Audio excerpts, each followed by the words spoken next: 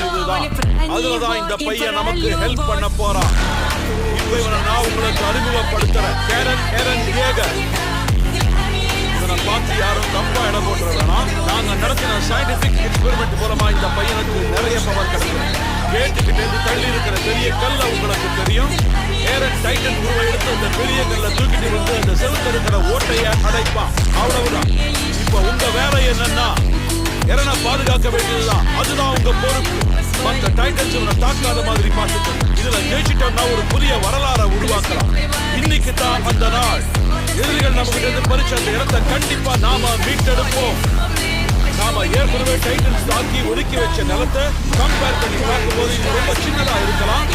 ஆனா இது வெற்றிக்கான நம்பிக்கை சின்னம். ராக் சிட்டி மற்றும் மக்களுக்கு வரப்போறது